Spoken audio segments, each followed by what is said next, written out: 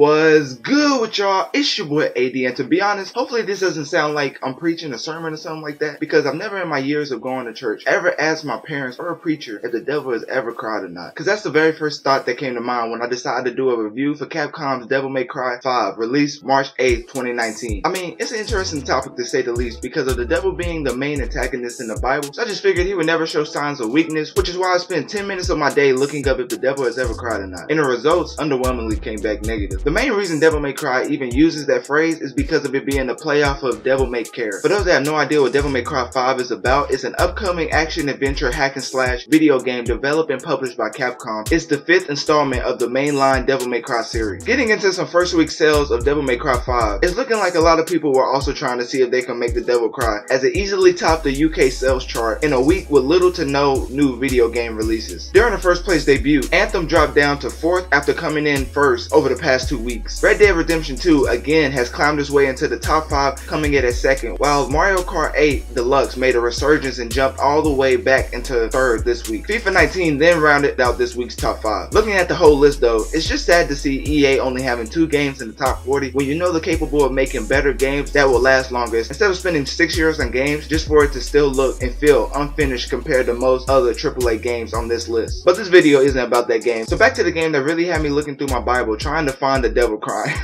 The majority of your time in Devil May Cry 5 is spent killing demons with an array of melee and projectile attacks. You inflict complex combo strings while performing split-second dodges to evade incoming attacks. An in-game ranking system constantly judges your style, encouraging you to better your performance. In the beginning of the game, Dante stays behind to let Nero and a new character named V escape from a superpowered demon named Urizen. Hopefully I said it right. Anyways, the story jumps around a time period of a couple months, rotating through perspectives as it tells the present-day story of Dante, Nero, and V, while also explaining the circumstances that led to Urizen's rise to power and V's quest to take him down. Dante, Nero, and V are very essential to the plot of Devil May Cry 5, so I figured I'd break down each character's playstyle while hopefully giving you a little insight as to how to play with these characters if you choose to pick up a copy of the game. As always, feedback is greatly appreciated, even if it is just to tell me I'm a legend in the comments section. Shout out to my cousin Terrell.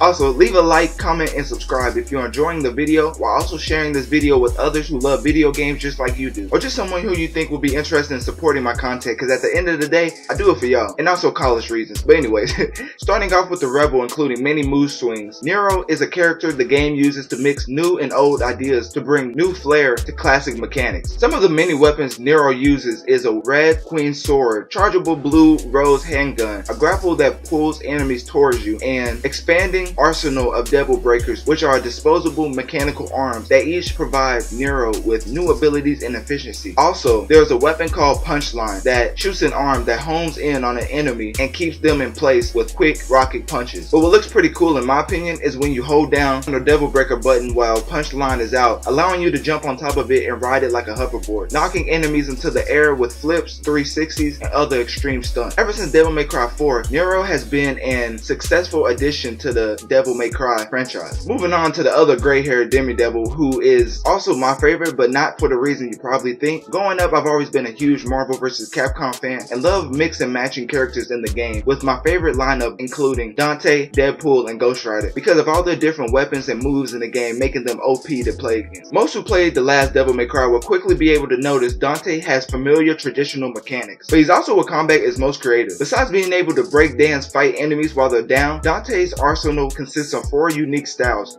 Trickster, Royal Guard, Gunslinger, and Swordmaster, for melee weapons and for ranged weapons, all that can be used on the fly. Dante even has a motorcycle that he can crash into enemies and then transform into 2 slow but heavy-hitting buzzsaw swords, all in the space of a single combo, which is probably why he's so OP in Marvel vs. Capcom and ended up being one of my favorite characters to play in the game, and honestly one of the main reasons I'm even interested in reviewing Devil May Cry 5. Next up is a brand new character to the series that is very different from Dante and Nero because of him having very little demonic powers and letting 3 familiars do the fighting for him. This character goes by the name of V. V is a very poetic individual that adds a steep learning curve to the seemingly straightforward combat that's been done up to now and in the past Devil May Cry games. The 3 familiars that V uses to do battle for him is Shadow, a black cat that can morph into various blades and creatures, Griffin, a bird that can fire a variety of electrical blasts from a distance, and Nightmare, a gargantuan beast that can only be summoned when V builds up his devil trigger meter. Nightmare fights completely autonomously and it is said to be extremely satisfying to watch him emerge through a wall or rain down from the sky and just wreck a whole crowd of enemies. Your familiars can't actually kill anything though, so V has to teleport around and deliver the finishing blow with his cane once an enemy has been primed for the kill. This leads to very cool kill sequences where V just blinks from enemy to enemy, wiping them out one by one, while your familiars carry on the fight in the background. Even though V's missions can seem lackluster compared to Dante's and Nero's, it's not bad at all, and in fact adds a much needed change to spice up the Devil May Cry gameplay. Our reviews for this game is very positive, with the only negatives I could find is the environments not being as diverse as they have been in the past. There's only so many demon-torn buildings you can walk past before you start begging for a change of scenery. Also, there's a cameo system in the game which adds an online cooperative element to the gameplay, which means some missions often include the presence of another character exploring a nearby area or even acting alongside you. These cameos can be either AI controlled players online or the ghost data, which emulates their playstyle. Getting into critic and fan reviews, starting with the critics though. GameSpot gave Devil May Cry a 9 out of 10, saying the story ties a nice bow on a classic continuity's unanswered questions, allowing for satisfying conclusions for its major protagonists, while IGN gave the game a 9.5 out of 10. Here we go again with the 0.5 scores.